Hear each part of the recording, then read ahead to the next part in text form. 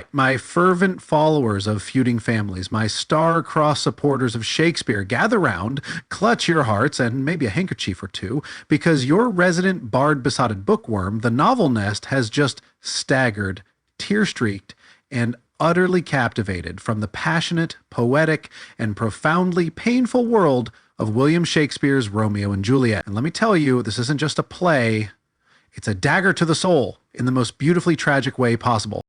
Wherefore art thou, sanity, when faced with such timeless, heart-wrenching perfection?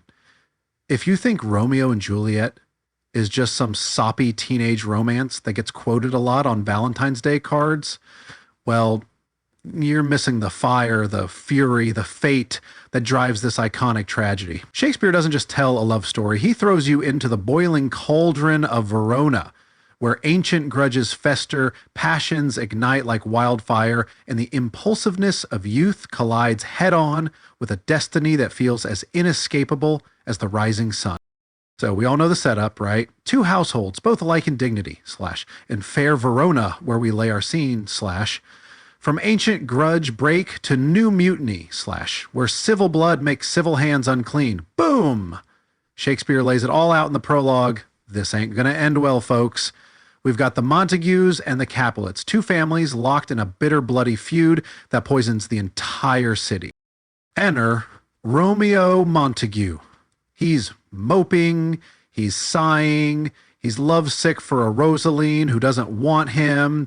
He's your classic angsty, poetic teenager, all heavy sighs and flowery declarations. And then at a Capulet feast, which he crashes, the cheeky devil. He lays eyes on Juliet, Capulet, and the world stops. Did my heart love till now, forswear its sight, for I ne'er saw true beauty till this night. It's love at first sight, instant, electric, and utterly, beautifully doomed. Because of course she's a Capulet, his sworn enemy, and he, a Montague, is hers. Their courtship is a whirlwind of stolen moments, secret vows, and some of the most breathtakingly beautiful love poetry ever penned. The balcony scene? Iconic for a reason. Oh, Romeo, Romeo, wherefore art thou, Romeo? Juliet isn't just asking where he is, she's lamenting the very name, the family identity that stands as an insurmountable barrier to their love. Their dialogue is witty, passionate, and achingly tender. You believe in their love. You root for them, even though that pesky prologue has already told you it's a losing game. But this isn't just about two love-struck kids. Shakespeare populates Verona with a cast of unforgettable characters. The fiery, quick-tempered Tybalt, Juliet's cousin, who lives for the feud and whose rage is a constant threat. The witty, cynical, and ultimately tragic Mercutio, Romeo's best friend, whose Queen Mab speech is a masterpiece of fantastical imagination and whose death is a pivotal, heartbreaking turning point. A plague o' both your houses, chills every single time.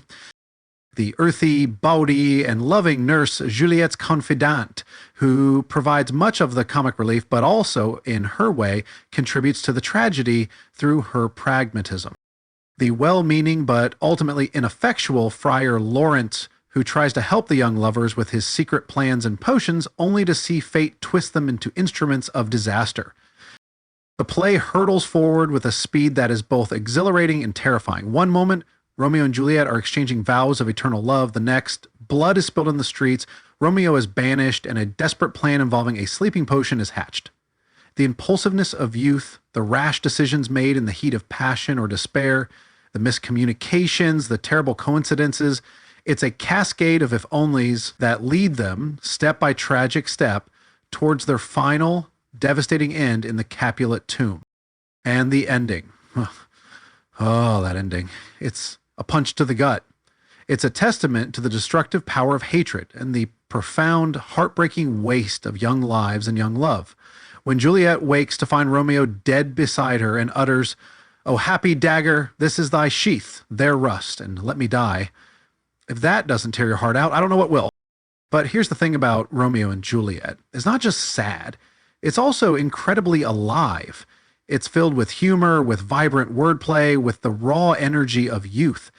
Shakespeare captures the intensity of first love, the reckless abandon, the feeling that the world exists only for you and your beloved. He also paints a scathing picture of a society consumed by senseless violence and old hatreds, where the innocence of youth is crushed under the weight of adult folly. The themes are timeless. The power and peril of passionate love. Is it a divine force or a destructive madness?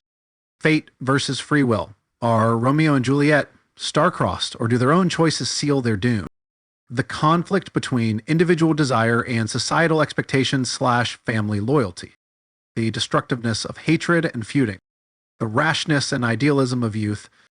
Reading Shakespeare can feel daunting, I know.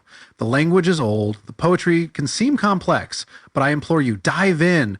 Once you get into the rhythm of it, the beauty and power of his words are intoxicating. Romeo and Juliet is surprisingly accessible, its emotions are raw and relatable, and its story is utterly compelling.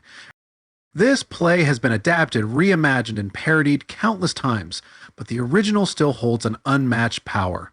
It's a story that has resonated for centuries for a reason. It speaks to the deepest parts of our hearts, our capacity for love, our vulnerability to fate, and our sorrow at the tragedies that hatred can bring. I am giving William Shakespeare's Romeo and Juliet a full-throated, balcony serenading 5 out of 5 poison daggers and empty vials. Too soon? Maybe. But it's that impactful.